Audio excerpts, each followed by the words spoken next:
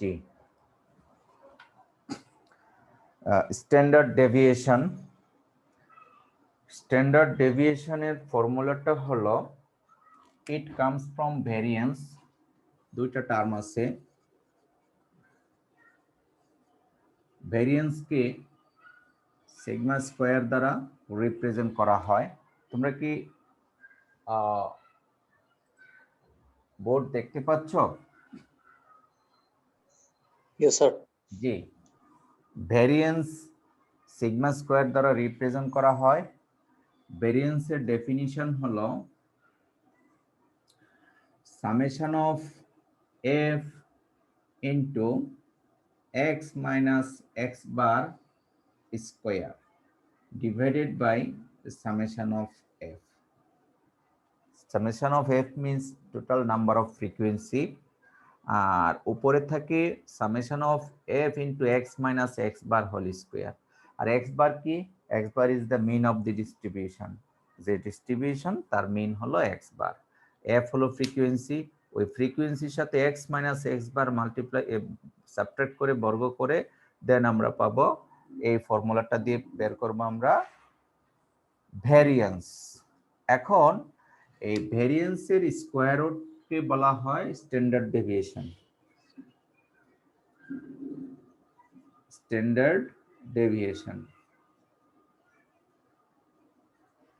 Standard ডেভিয়েশনকে sigma দ্বারা প্রকাশ করা হয় যেহেতু এটা হলো variance sigma square standard deviation হলো সিগমা এবং এর রেজাল্ট হবে হোল টার্মকে আমরা x minus x bar whole square by summation of f এই হলো স্ট্যান্ডার্ড ডেভিয়েশনের ফর্মুলা আর ভ্যারিয়েন্সের ফর্মুলা আরেকটি ডেফিনিশন আছে সেটা আমরা পরের স্লাইডে দেখাবো এখানে লিখে নিচ্ছি সেটা হলো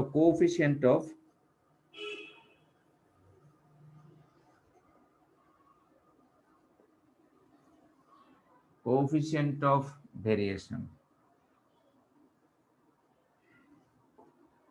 কোএফিশিয়েন্ট অফ ভেরিয়েশন এটা CV দ্বারা রিপ্রেজেন্ট করা হয় C for coefficient V for variation coefficient of variation is equals to sigma that is standard deviation divided by x bar into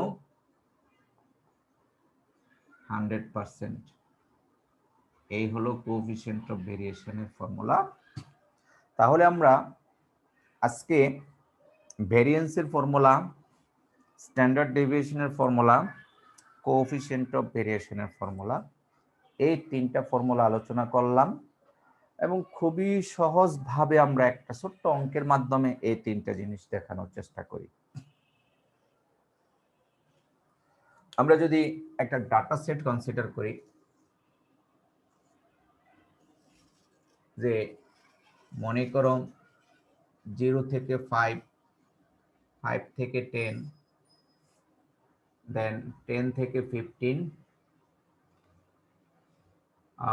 15 থেকে 20 এবং 20 থেকে 25 একটা ক্লাস ইন্টারভ্যাল দেওয়া আছে সেই ক্লাস ইন্টারভ্যালের করেসপন্ডিং ফ্রিকোয়েন্সিটা দেওয়া আছে এফ এর মান মনে করো এটা এমন হতে পারে একটা পরীক্ষার ছাত্রদের নাম্বার ছিল হাইয়েস্ট 25 মনে করো মিড টার্ম বা ফাইনাল পরীক্ষা সেই পরীক্ষায় অনেকগুলো স্টুডেন্ট ছিল তাদের 0 থেকে 5 এর মধ্যে নাম্বার অফ স্টুডেন্ট আছে একজন 5 থেকে 10 এর মধ্যে পেয়েছে মনে করো 4 জন 10 থেকে 15 এর মধ্যে আছে মনে করো 11 জন 15 থেকে 20 পেয়েছে মনে করো 9 জন আর 20 থেকে 25 এটা পেয়েছে মনে করো 3 জন ঠিক আছে এই হলো আমাদের ইনফরমেশন এই ইনফরমেশনস গুলির সাপেক্ষে আমরা ভেরিয়েন্স বের করব স্ট্যান্ডার্ড ডেভিয়েশন বের করব আর কোএফিশিয়েন্ট অফ ভেরিয়েন্স বের করব ঠিক আছে তাহলে এই ইনফরমেশনস থেকে আমরা যদি এখন একটা চার্ট করি সেই চার্টটা আমরা করব লেফট অ্যালাইনমেন্ট থেকে শুরু করে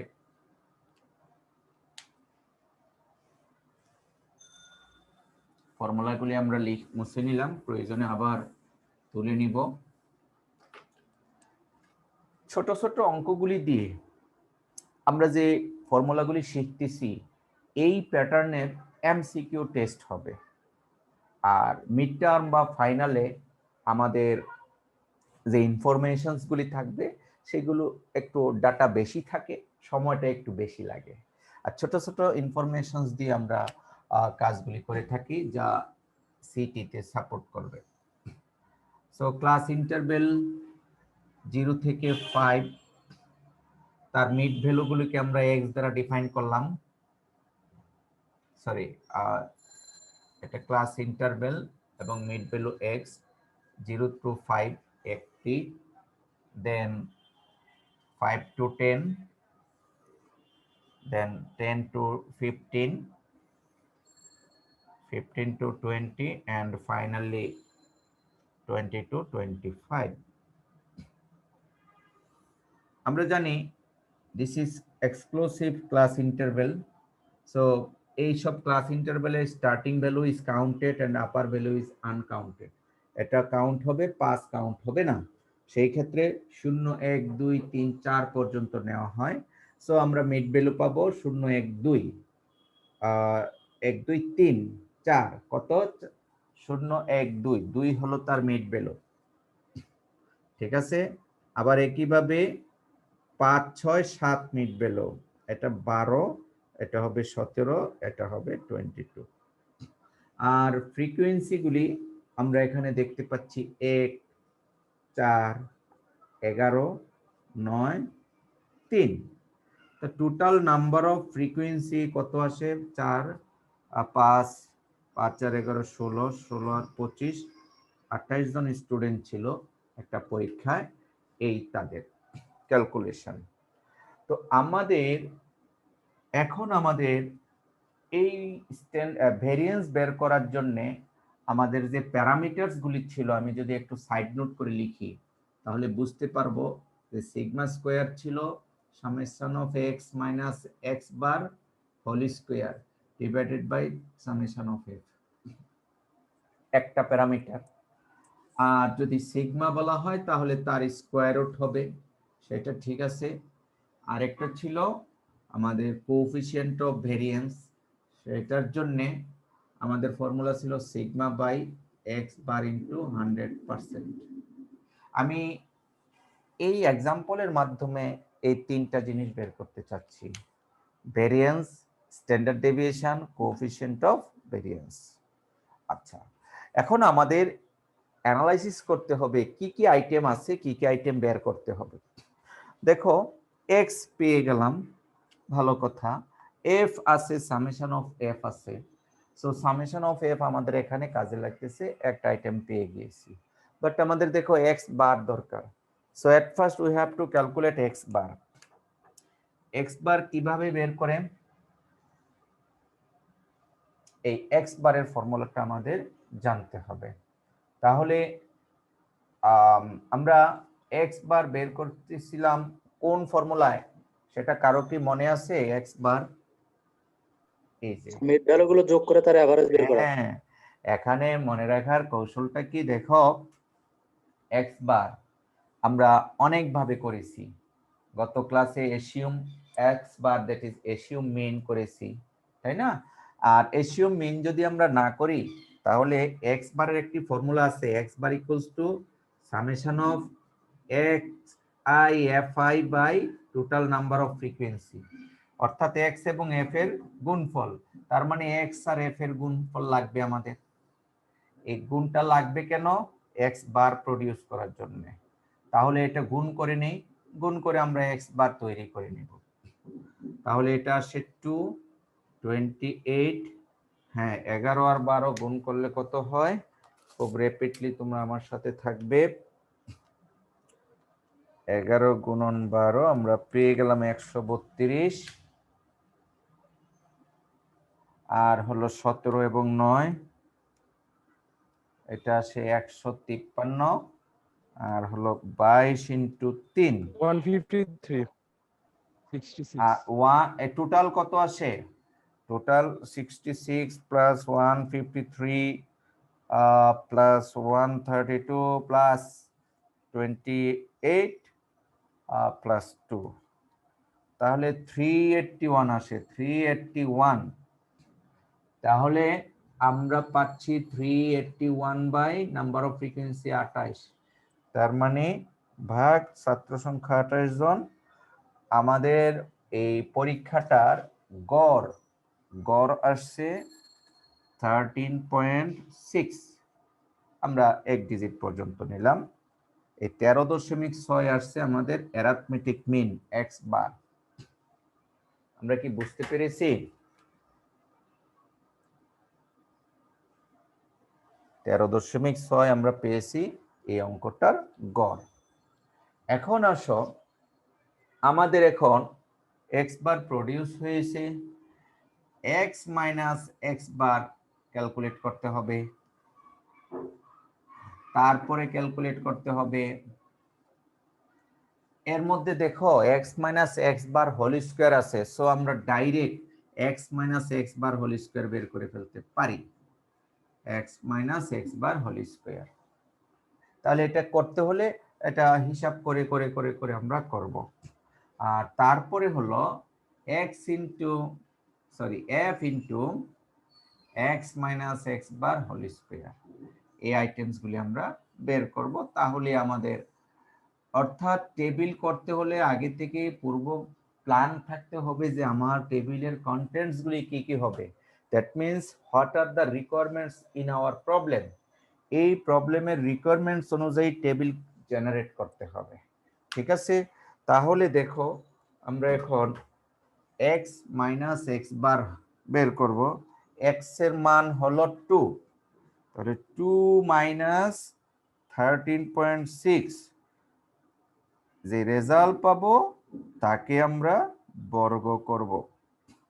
তাহলে যে রেজাল্ট আসবে সেই রেজাল্টটা এখানে বসাবো, আর সেটা হলো 134.56।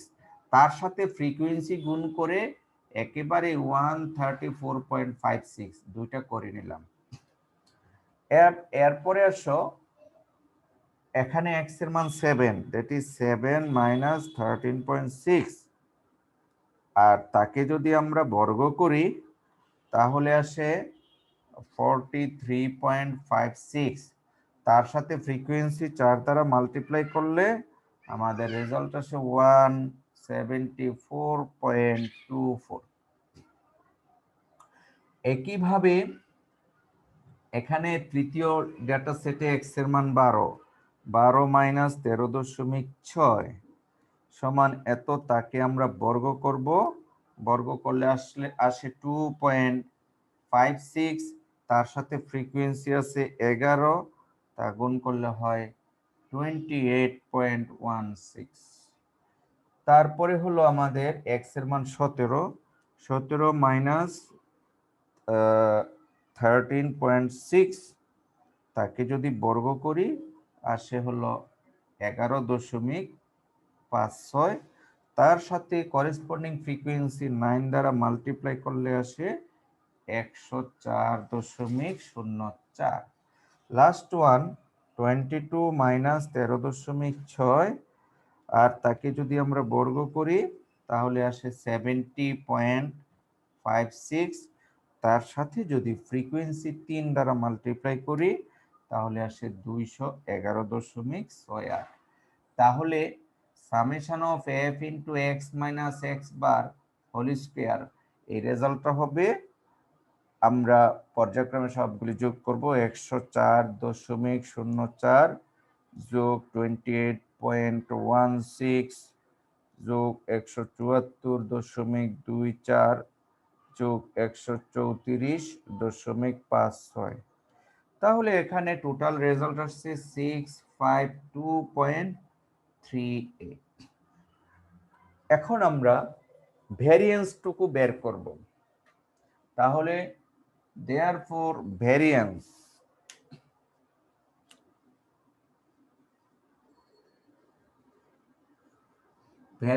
sigma square is equals to summation of f into x minus x bar whole square by summation of f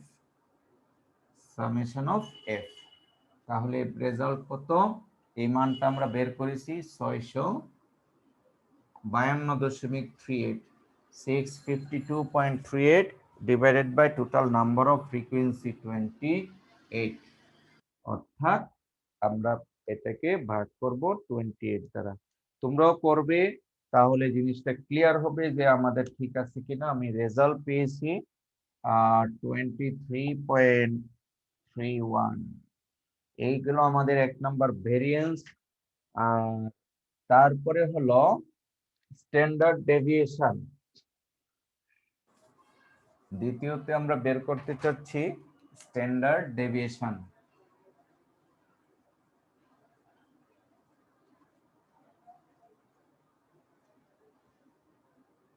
SD, তাহলে স্কোয়ার রুট অফ ভেরিয়েন্স এইভাবেও লেখা যায়, ভেরিয়েন্সের স্কোয়ার রুট। তাহলে যে রেজাল্ট পেয়েছি সেই রেজাল্টের স্কোয়ার রুট করলে আমাদের রেজাল্ট কমপ্লিট হবে। এবং স্ট্যান্ডার্ড ডেভিয়েশনটা পেলাম 4.82। এই হলো আমাদের স্ট্যান্ডার্ড ডেভিয়েশন। ওকে, দ্বিতীয়টা হয়ে গেল। তৃতীয়টা হলো কোএফিশিয়েন্ট অফ ভেরিয়েশন, সিভি।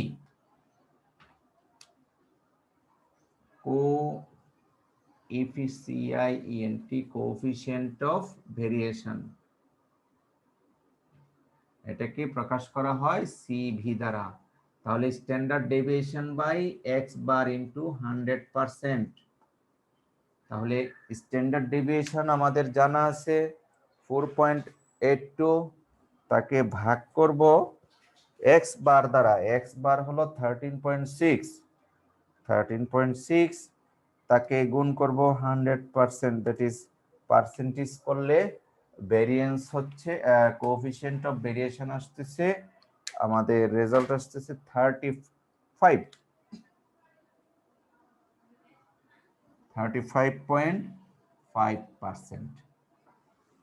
অর্থাৎ একটি প্রবলেম কনসিডার করেছিলাম, এই প্রবলেমটা থেকে আমরা প্রথমে বের করেছি ভেরিয়েন্স, তারপরে বের করেছি স্ট্যান্ডার্ড ডেভিয়েশন, আর standard deviation is the square root of variance, তারপরে কোএফিশিয়েন্ট অফ ভেরিয়েন্স। সো এটা পেলাম finally 35.5%। This is the coefficient of variance.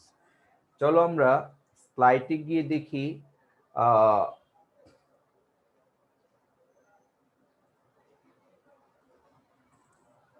So স্লাইডে আমি স্ট্যান্ডার্ড ডেভিয়েশনের দুইটা ফর্মুলা দেখিয়েছি, দ্বিতীয় ফর্মুলায়ও করতে পারো। ডি হলো একটা স্পেশাল স্কেল, সেই স্কেলটা হলো ডি সমান X minus X bar divided by I হিসেবে ধরা হয় ক্লাস ইন্টারভেল। দ্বিতীয় ফর্মুলাটা দিয়ে করলেও হবে, প্রথম ফর্মুলা দিয়ে করলেও হবে।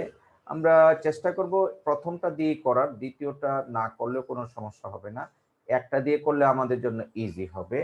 আমি এখানে দ্বিতীয়টা দিয়েও কিভাবে ম্যাথমেটিক্যাল প্রবলেম সলভ করতে হয় তা দেখিয়েছি, প্রথমটা দিয়ে করলেও কোনো আপত্তি নাই। এবার আসো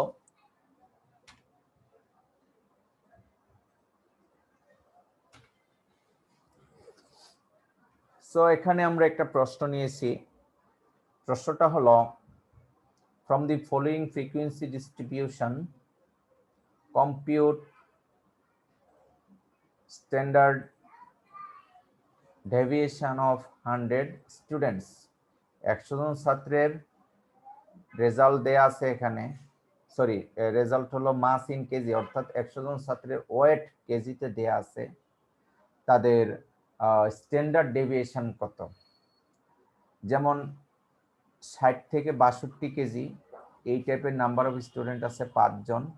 একইভাবে 63 থেকে 65 18 জন, 66 থেকে 68 42 জন, 69 থেকে 71 27 জন এবং 72 থেকে 74 8 জন।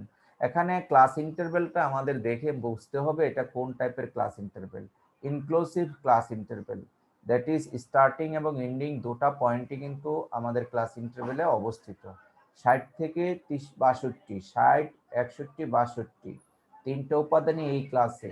63 থেকে 65 দ্বিতীয় ক্লাস। এগুলি আমাদের বুঝতে হবে, আমি শুরুর দিকে পড়িয়েছিলাম।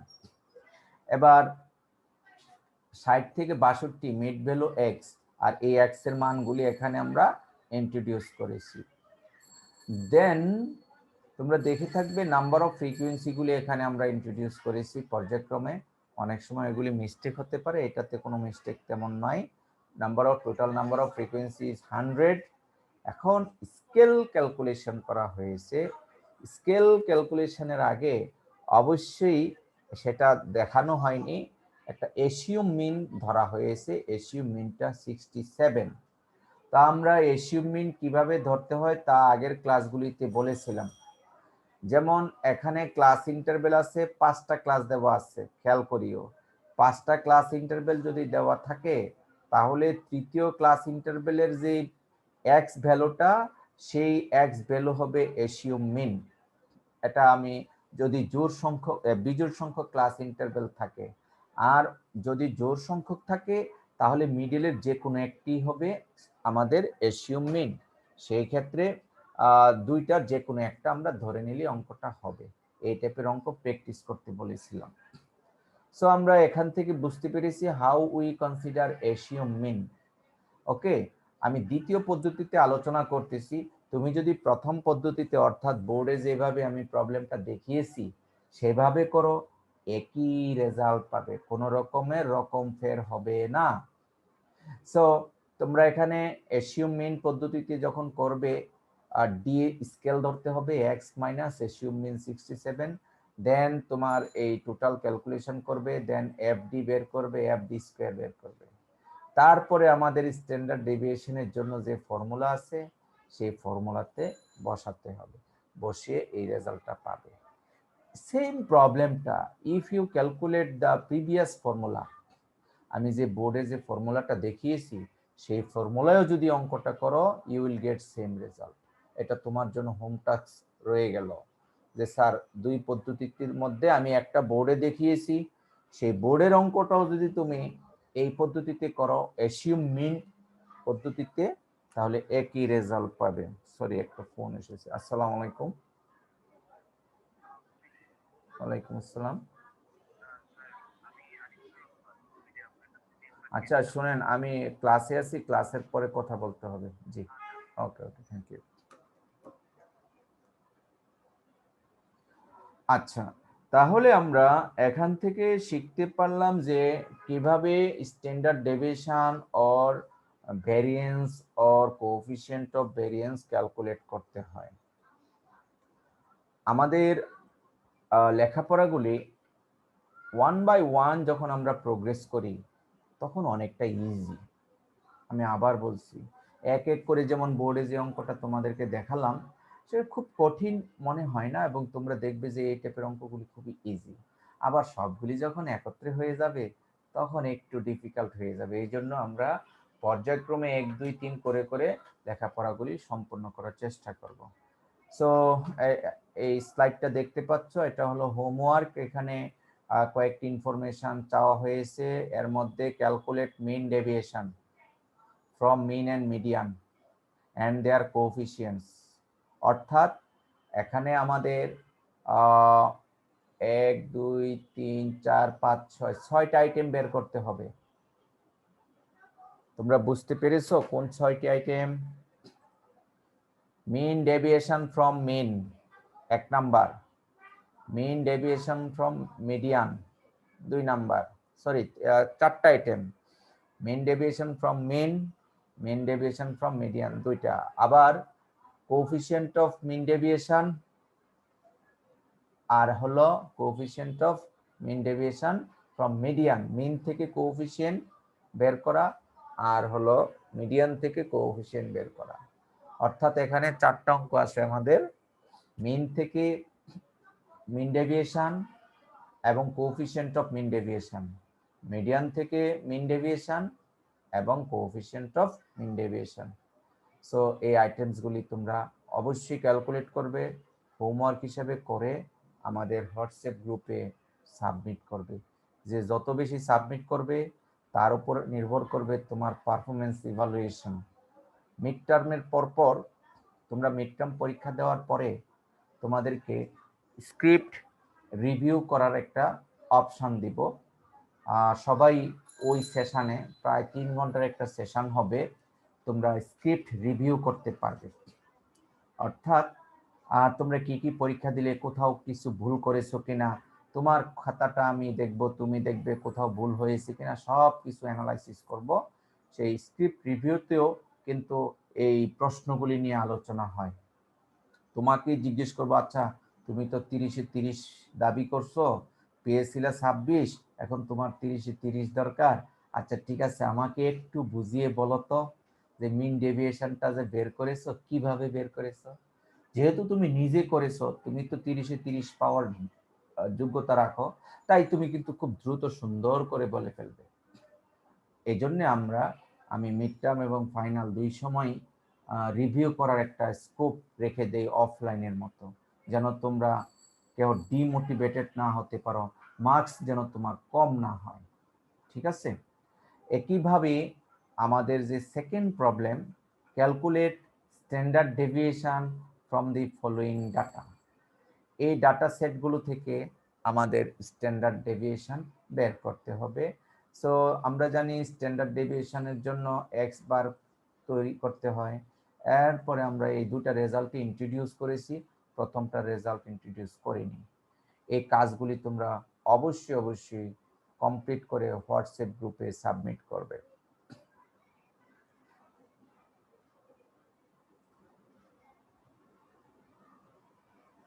আরেকটা জিনিস হলো, পবিত্র কোরআনে আল্লাহ সুবহানাহু ওয়া তাআলা ইরশাদ করেন, যারা জানে এবং যারা জানে না তারা কখনো এক হতে পারে না।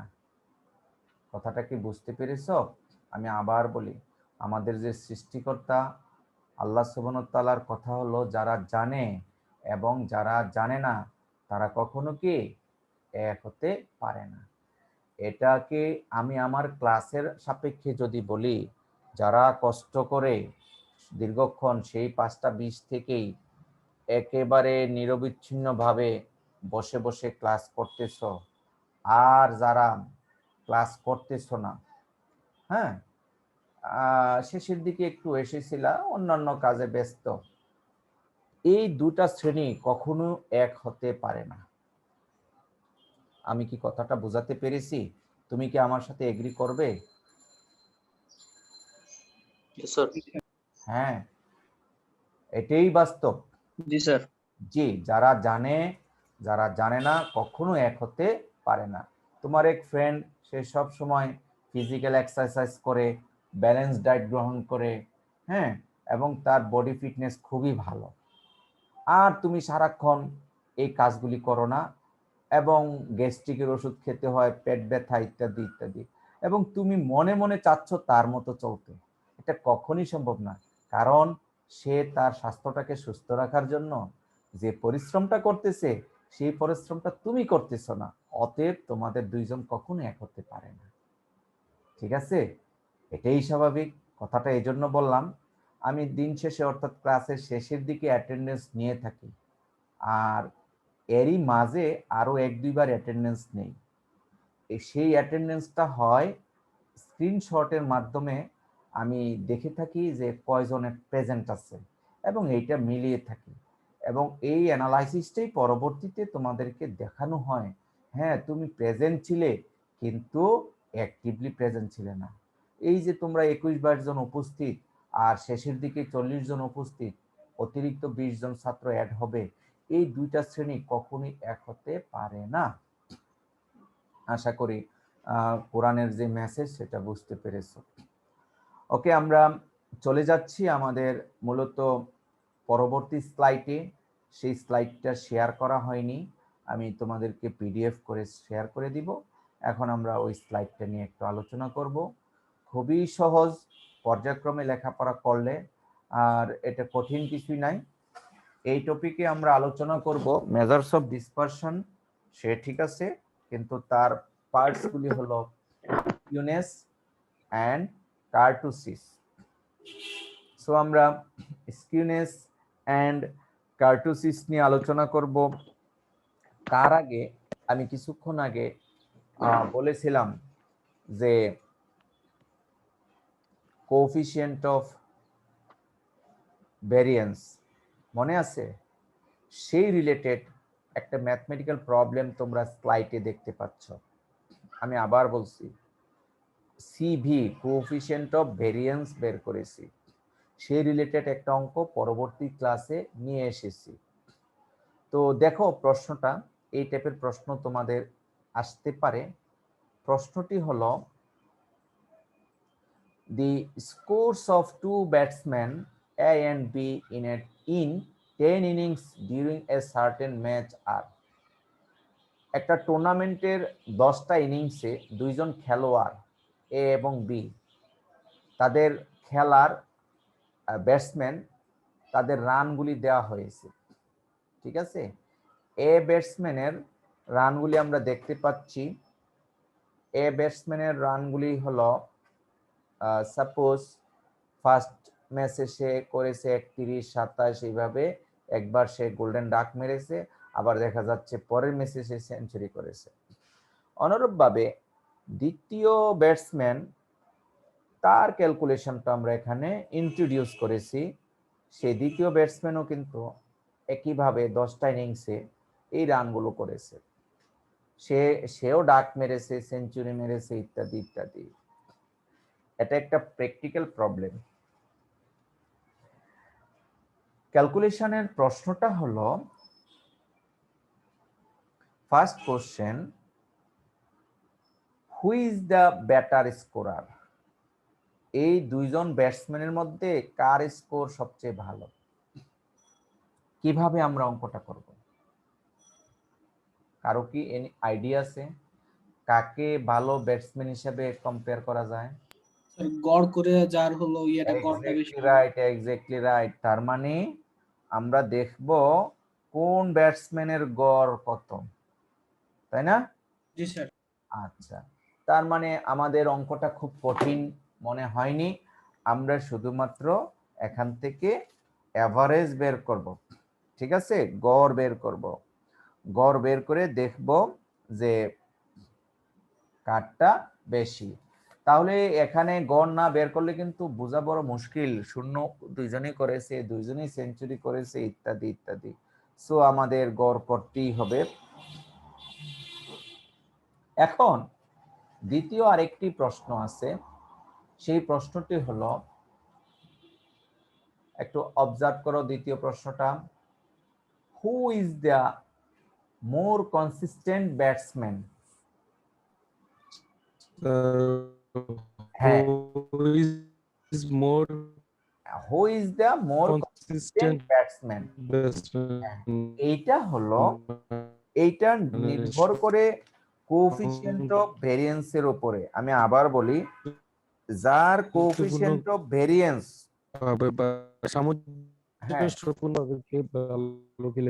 আচ্ছা কথা ক্লিয়ার বোঝা যাচ্ছে না, আমি আবার বলি, হু is the more consistent batsman?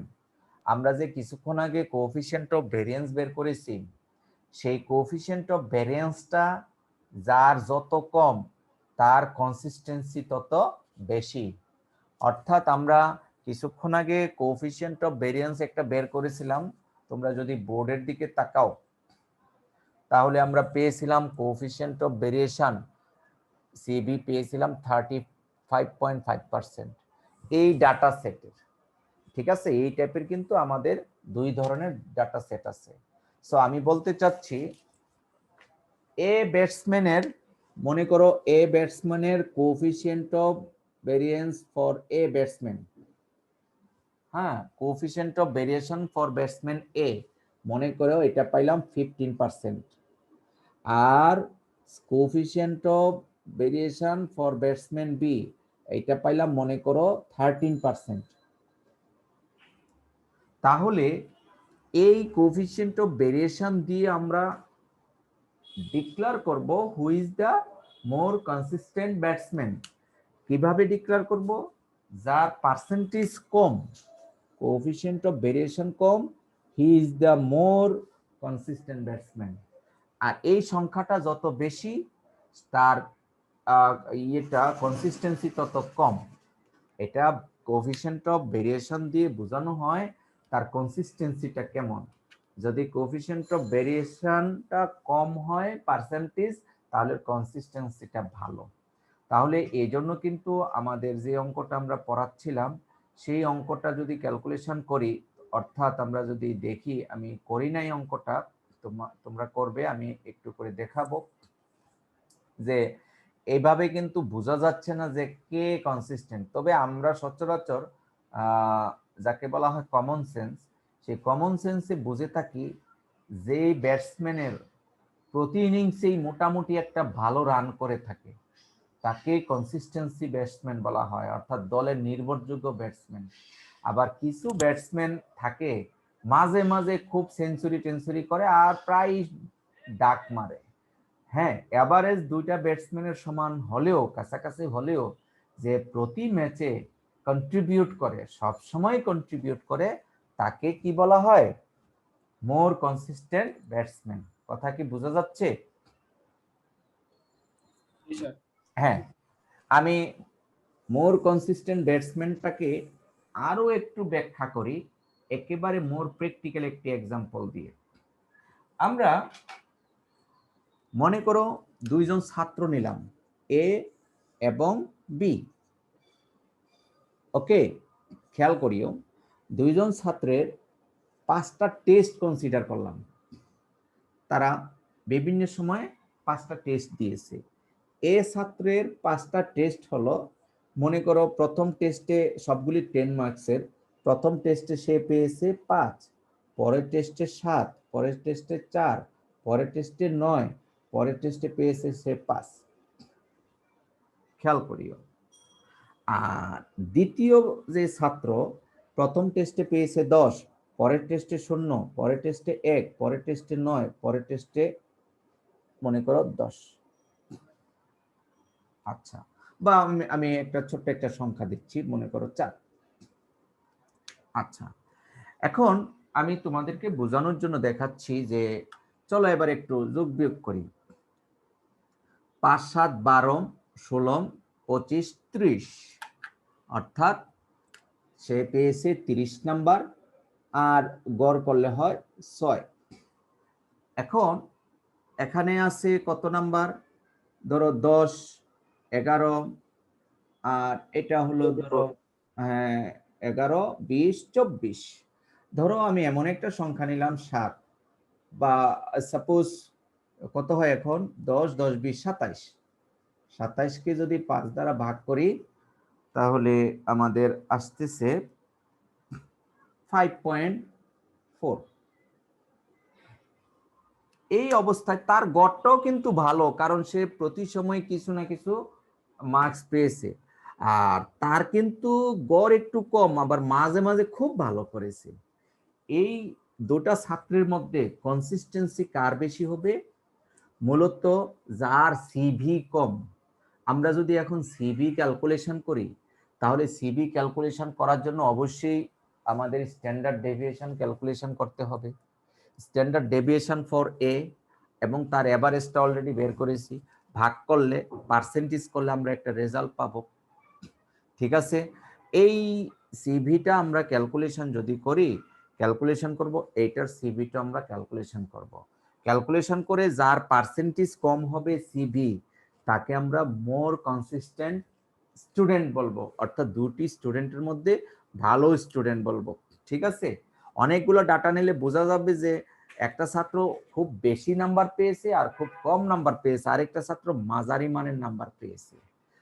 ঠিক আছে, মনে করো আমি কথার কথা আমি দিয়ে দিলাম যে এটা 7 করে দিলাম, তাহলে এই দুইটাই কিন্তু সমান, 5.4 আসছে। তাহলে তারপরেও কিন্তু বলবো যে হি ইজ দ্য মোর কনসিস্টেন্ট, কারণ তার মোটামুটি এরকম ডাক মারে নাই, এক মারেনি। এই ডাক আর এক মারার অর্থ হলো সে প্রিপারেশন নেয়নি। পড়েনি, আর সে মোটামুটি সবসময় চেষ্টা করেছে। এমত অবস্থায় যে কোনো ইনস্ট্রাক্টর প্রথমটাকেই সাপোর্ট করবে, স্ট্যাটিস্টিক্যাল ডাটা সমর্থন করে সেজন্য। ঠিক আছে, আমরা যদি সিবি জেনারেট করি তাহলে দেখবো যে এই সিবি এর পার্সেন্টেজটা কম হবে, তোমরা টেস্ট করে দেখতে পারবে। তার মানে আমরা কি পেলাম? কনসিস্টেন্সির জন্য পেলাম যে আর সিভি কম তার কনসিস্টেন্ট বেশি। এটা মোটামুটি প্র্যাকটিক্যালের সাথে ম্যাচিং আছে। আমরা চলো এবার আমাদের পরবর্তী টপিকে যাই। সিভি রিলেটেড অঙ্ক, দ্যাট ইজ কনসিস্টেন্সি অঙ্ক। এটা আমি তোমাদেরকে পরবর্তীতে আরো কিছু দিয়েছি। পরবর্তীতে আরো একটা প্র্যাকটিস প্রবলেম দিয়েছি, যেমন এখানে আছে যে suppose you are given below the daily wages paid to the workers in two factories X and Y. দুইটা ফ্যাক্টরির ডেইলি ওয়েজ মজুরি, যদি এটা টাকায় হোক বা ডলারে হোক, এটা দেওয়া আছে। আর ফ্যাক্টরি এক্স এ এত টাকা করে পে করে, আর ফ্যাক্টরি ওয়াই এত টাকা করে পে করে। ঠিক আছে, টাকা বা ডলারে মনে করলাম সাপোজ। এবার প্রশ্ন করা হয়েছে ঠিক আগের মতোই, using appropriate measures answer the following: which factory pays higher average wage? কে সবচেয়ে বেশি বেতন দিয়ে থাকে? তাহলে যার এভারেজ ভালো সেই সবচেয়ে বেশি বেতন দিয়ে থাকে, তাই না?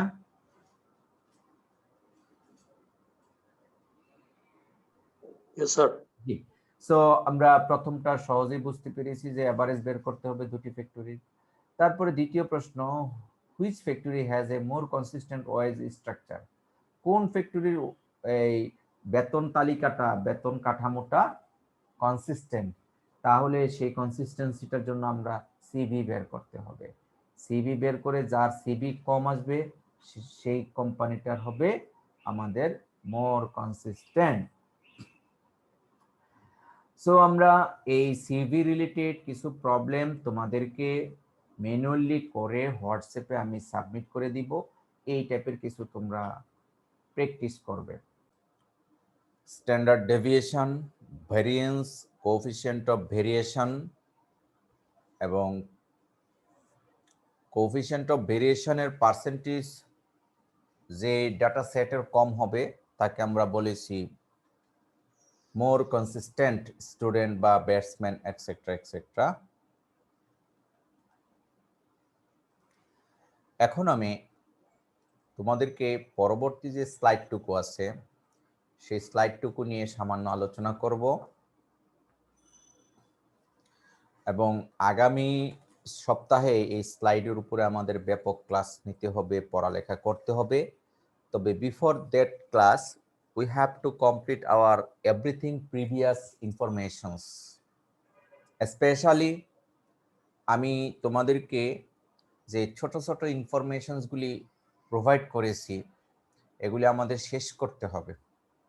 আমি যদি উদাহরণ দিয়ে বলি, বলা যায় এভাবে, আমরা যখন 6, 7, 8-এ ছোট ছোট অ্যালজেব্রিক ক্যালকুলেশন করেছি, যোগ বিয়োগ গুণ, হ্যাঁ, ইত্যাদি ইত্যাদি অ্যালজেব্রা করেছি, সেই করার কারণে 9, 10-এ গিয়ে কিন্তু আমরা 9, 10-এর অ্যালজেব্রাটা ভালো বুঝতে পেরেছি। হ্যাঁ, এইভাবেই কাজে লাগে। সো এখানে আমাদের যে মিন, ভেরিয়েন্স, মিনের ক্লাসিফিকেশন, তারপরে তোমার মোড, মিডিয়ান, তারপরে 3 প্রকারের মিন, স্ট্যান্ডার্ড ডেভিয়েশন, দেন আমরা আর কি পড়লাম, coefficient of variance, standard deviation from mean, standard deviation from variance, median. এই যে 5-7টা 10টা ফর্মুলা আমরা শিখেছি, এই ফর্মুলাটা যদি তোমার নলেজে আসে, ব্রেনে সেট হয়, তাহলে গিয়ে তোমার পড়াটাতে তুমি ভালো বুঝতে পারবে এবং কিছু আউটপুট পাবে এবং বোঝা যাবে, মজা পাবে। অন্যথায় ভাষা ভাষা পড়লে তুমি বুঝবে না, মজাও পাবে না, এট দ্য সেম টাইম তোমার আগ্রহটা তুমি হারিয়ে ফেলবে।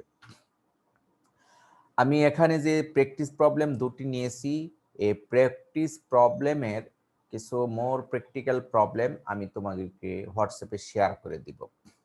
আর measures of skewness and kurtosis, এখানে কিছু ইনফরমেশন আমাদের মনে রাখতে হবে। ডেফিনিশন, দ্যাট ইজ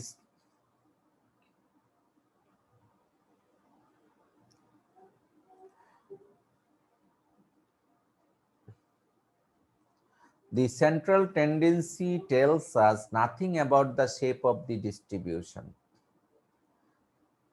ডিস্ট্রিবিউশনের শেপটা কেমন হবে এই ব্যাপারে কোনো ইনফরমেশন সেন্ট্রাল টেন্ডেন্সি আমাদের দিতে পারে না। Hence, a further characterization of data included skewness and kurtosis. Actually, skewness and kurtosis দ্বারা যে ডেটাগুলি নিয়ে যে আমরা গ্রাফ ড্রয়িং করব সেই গ্রাফের যে শেপ সেই শেপ অ্যানালাইসিসটা করা হবে স্কিউনেস এবং কার্টোসিস দিয়ে। আচ্ছা, the histogram is an effective graphical technique. এখানে histogram একটা টার্ম আছে। I think all of you are known about this histogram because an assignment was given to you and that was a term which is a histogram. মনে পড়ে তোমাদেরকে একটা assignment দিয়েছিলাম, সেই অ্যাসাইনমেন্টে short note লিখতে দিয়েছিলাম হিস্টোগ্রামের ওপরে। সো আশা করি তোমরা সকলেই নিজের মতো করে বুঝে শুনেই অ্যাসাইনমেন্টটা করেছো, ঠিক আছে? আচ্ছা, for the showing both the skewness and kurtosis of the data set, এবার skewness এর ডেফিনিশনটা দেখো। What is skewness? Skewness measures the degree of asymmetry exhibited by that data. বিসাদৃশ্যতার যে ডিগ্রিটা আছে সেই ডিগ্রিটা প্রদর্শন করা হয় স্কিউনেসের মাধ্যমে। এটাকে অন্য ভাষায় বললে the terms skewness refers the lack of symmetry, অর্থাৎ প্রতিসাম্যের যে ঘাটতি সেই ঘাটতিটাকে স্কিউনেস দ্বারা প্রস্ফুটিত হয়, ঠিক আছে? আমি যদি বলি একটা উদাহরণ দিয়ে প্রতিসাম্যের ঘাটতিটা কি জিনিস, একটা 3টা গ্রাফ আঁকবো, তোমরা দেখতে থাকবে। আচ্ছা, আমার কলমটা মনে হয় বেশ মোটা হয়েছে তাই গ্রাফটা ভালো আঁকা যাচ্ছে না। আচ্ছা, আমরা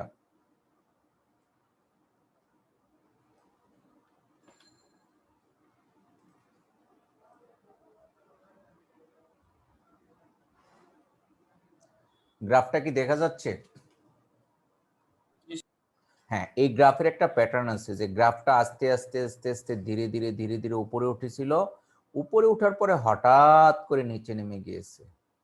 এটা হলো সিমেট্রির একটা ঘাটতি আছে, প্রতিসাম্যের একটি ঘাটতি আছে। আরেকটি গ্রাফ এরকম হতে পারে, ধরো আমরা দেখতে পেলাম যে হঠাৎ করে একটি গ্রাফ অনেক উপরে উঠেছে, দেন আস্তে আস্তে আস্তে আস্তে আস্তে আস্তে আস্তে আস্তে এটা নিচে নেমেছে। এটাও কিন্তু প্রতিসাম্যের ঘাটতি আছে, হঠাৎ করে গ্রাফটা উপরে উঠে গিয়েছে দেন ধীরে ধীরে ডাউনওয়ার্ড হয়েছে। আবার এমনও হতে পারে যে সাপোজ যেই হারে উপরে উঠেছে ঠিক সেই হারে নিচে নেমেছে। যে তৃতীয় যে গ্রাফটা আলোচনা করেছি দ্যাট ইজ কল্ড সিমেট্রি। তৃতীয় গ্রাফটাকে বলা হচ্ছে সিমেট্রি। এই সিমেট্রির সাথে প্রথম দ্বিতীয় গ্রাফের একটা যে কানেক্টিভিটি আছে, এই যে কানেক্টিভিটিটার নামই হলো skewness, that is lack of symmetry. তাহলে ল্যাক অফ সিমেট্রি বলতে আমরা কি বুঝে থাকি?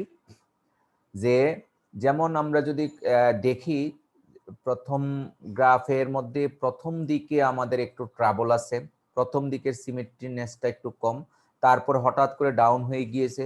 মিনহোয়াইল আমরা সিমেট্রি বলতে যেই হারে এটা আপ হবে সেই হারে ডাউন হওয়ার কথা ছিল। So what is skewness? Skewness nothing but it refers to the lack of symmetry.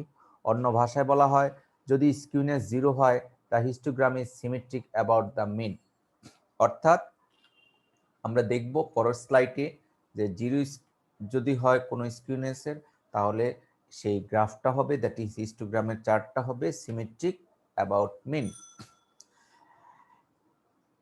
এতক্ষণ স্কিউনেস নিয়ে আলোচনা করতে চেয়েছিলাম, এই স্লাইডে আমরা দেখাচ্ছি যে স্কিউনেসের classification. There are 3 kinds of skewness. One is positive skewness. What is positive skewness? If mean is greater than mode, mean যদি মোডের চেয়ে বড় হয় তাহলে স্কিউনেসটাকে বলা হয় পজিটিভ স্কিউনেস। এবার একটু চিত্রের দিকে তাকাও। আমাদের পজিটিভ স্কিউড চিত্রটা আমরা দেখতে পাচ্ছি। পজিটিভ স্কিউডের মধ্যে তিনটা আইটেম আছে। একটি হলো মোড, দেন মিডিয়ান, দেন মিন। তোমরা কি কেউ বলতে পারবে এই তিনটির মধ্যে কোনটা বড়? আমি আবার বলছি, এই অংশে হলো মোড, এই অংশে মিডিয়ান এবং নিচের দিকে আছে মিন। কোন ভ্যালুটা বড় পজিটিভ স্কিউড গ্রাফের মধ্যে? তোমরা যদি কেউ একটু শেয়ার করতে আমার সাথে। স্যার মিন বড়। মিন বড়। কেন মিন বড়? কারণ মিনের এই ইনফরমেশনটা 0 থেকে অনেকটা ডিস্টেন্সে, আর আর হলো মোডটা হলো ঠিক এর মধ্যে। তাহলে আমরা বুঝতে পারলাম একইভাবে কিন্তু দ্বিতীয় নেগেটিভ স্কিউডের মধ্যে কিন্তু দেখা যাচ্ছে মিনটা ছোট, মোডটা বড়, তাই না? তাহলে এটাই বলা হচ্ছে যদি মিন মোডের চেয়ে বড় হয়, যে স্কিউনেসটা হবে, that skewness will be the positive skewed. So positive স্কিউডের ক্যারেক্টারিস্টিক্সটা কি? সেটা হলো প্রথমে খুব দ্রুত র্যাপিডলি উপরের দিকে উঠবে, দেন আস্তে আস্তে আস্তে আস্তে নিচের দিকে যাবে, এটাকে বলা হয় পজিটিভ স্কিউড। আর যদি উল্টাটা হয়, যে আস্তে আস্তে উপরের দিকে উঠলো, হঠাৎ করে নিচে নেমে গেল, যে স্কিউনেস বা বক্রতা, স্কিউনেসের বাংলা হলো বক্রতা, হ্যাঁ, সেটাকে বলা হচ্ছে নেগেটিভ স্কিউড। আর সিমেট্রিক স্কিউনেস হলো কি? যেই হারে উপরের দিকে উঠেছিল ঠিক সেই হারে নিচে নেমেছে একইভাবে। আর সিমেট্রিক স্কিউনেসের মধ্যে আমরা দেখতে পাচ্ছি মিন, মিডিয়ান, মোড তিনটাই সমান। মিন, মিডিয়ান, মোড তিনটা যখন সমান হয় তাকে বলা হয় skewness is zero, zero skewed বলা হয়। আর নেগেটিভ স্কিউড হলো যদি মিন মোডের চেয়ে ছোট হয়, ঠিক আছে? আবার পজিটিভ স্কিউড বলা হবে যদি মিন মোডের চেয়ে বড় হয়। এই আইটেমসগুলি গ্রাফ ধরে ধরে তোমাকে প্র্যাকটিস করতে হবে, আর না হয় তুমি মনে রাখতে পারবে না, ঠিক আছে? এরপরে আমরা বলেছিলাম যে আজকে স্কিউনেস এবং কার্টোসিস পড়ব। এই কার্টোসিস নিয়েও আমরা ডেফিনিশন দিয়েছি, এখানে সংক্ষিপ্তভাবে বলছি। কার্টোসিস 3 প্রকার, এগুলি পড়বে, আমরা আগামী ক্লাসে আবারও আলোচনা করব। এর মধ্যে হলো প্লাটিকার্টিক, লেপ্টোকার্টিক, মেসোকার্টিক, 3 ধরনের। কখন প্লাটিকার্টিক হয়, কখন লেপ্টোকার্টিক হয়, কখন মেসোকার্টিক হয়, তার ডেফিনিশনগুলো এখানে আছে। আমরা এগুলি একটু একটু করে শিখব, এবং এই 3 ধরনের গ্রাফের 3 ধরনের কার্টোসিসের গ্রাফগুলি কেমন আমরা কিন্তু পরের স্লাইডে আলোচনা করেছি। লেপ্টোকার্টিক দেখা যাচ্ছে যে খুবই থিকনেস হবে, অর্থাৎ অনেক হাইট হবে এবং থিন হবে। মেসোকার্টিক, সেই মেসোকার্টিক নর্মাল ইন শেপ হবে, আর প্লাটিকার্টিক হবে ফ্ল্যাট এবং স্প্রেড আউট, ঠিক আছে? অর্থাৎ আমরা যদি একটা প্র্যাকটিক্যালও এরকম ডাটা সেট পাবো যে এগুলি এই তিনটার কোনো একটাকে সাপোর্ট করবে। আর নেক্সট স্লাইডে তাদের মেজার্স অফ কার্টোসিসে এখানে অনেকগুলো ফর্মুলা আছে। মেজার্স অফ কার্টোসিসকে β2 দ্বারা রিপ্রেজেন্ট করা হয়, আর β2 সমান μ4 বাই μ2 স্কয়ার। এই μ4 μ2 হলো সেন্ট্রাল টেন্ডেন্সি, আর সেন্ট্রাল টেন্ডেন্সিগুলি আমরা পরবর্তী ক্লাসে পড়ব। মোটামুটি এই স্লাইড পুরোটুকুই আমরা আপকামিং ফ্রাইডেতে পড়ালেখা করব। আজকে শুধুমাত্র এই আলোচনাগুলি করতেছি যেন তোমরা একটু করে পড়ালেখা করো, এর পরবর্তী ক্লাসে যেন আমাদের জন্য ইজি হয়। আমরা একেবারে এই ফর্মুলাগুলি ধরে ধরে ম্যাথমেটিক্যাল প্রবলেম করব। আর মোমেন্টস অফ দি ডিস্ট্রিবিউশন, ডিস্ট্রিবিউশনের 4টা প্রকার আছে। একটাকে বলা হয় ফার্স্ট মোমেন্ট, যাকে আমরা মিন বলে থাকি, সেন্ট্রাল ভ্যালু। সেকেন্ড মোমেন্ট যাকে ভেরিয়েন্স বলে থাকি, থার্ড মোমেন্ট যাকে আমরা স্কিউনেস বলে থাকি, এবং ফোর্থ মোমেন্ট যাকে আমরা কার্টোসিস বলে থাকি। মিন দ্বারা বোঝানো হয় সেন্ট্রাল ভ্যালু, ভেরিয়েন্স দ্বারা বোঝানো হয় ডিসপারশন, কতটুকু বিস্তার আছে, স্কিউনেস দ্বারা অ্যাসিমেট্রি, ল্যাক অফ সিমেট্রিও বলা হয়, এবং কার্টোসিস দ্বারা পিকডনেস বলা হয়, অর্থাৎ শেপ বোঝানোর জন্য এটা কি অতীব উচ্চ, তীক্ষ্ণ, না নর্মাল, না ফ্ল্যাটি শেপ? এই 4 ধরনের জিনিস এই আইটেমসগুলি আমরা পড়ব। তারপরে সেন্ট্রাল মোমেন্টস এর কতগুলো ফর্মুলা আছে, ফর্মুলার প্যারামিটারগুলি আমাদের জানা, যে এই প্যারামিটার দিয়ে আমরা কিন্তু এর আগে কাজ করেছি, কিছুক্ষণ আগেও কাজ করেছি। ফার্স্ট র মোমেন্ট, সেকেন্ড র মোমেন্ট দিয়ে আমরা কাজ করেছি। ফার্স্ট র মোমেন্ট আমরা বের করেছি কিছুক্ষণ আগে, থার্ড র মোমেন্ট বের করিনি, কিন্তু এই টাইপের আইডিয়া আছে আমাদের। ফাইনালি সেন্ট্রাল যে ফর্মুলা, এই ফর্মুলাগুলি আমরা কাজ করেছি। সো এই টাইপের কাজগুলো আমরা আগামী ক্লাসে দেখাবো। তারপরে কিছু ফর্মুলা আছে, আলোচনা করব। আজকে আমাদের একটা মিটিং আছে কিছুক্ষণ পরে, তাই অ্যাটেন্ডেন্স নিয়ে তোমাদেরকে ছেড়ে দিব। তাহলে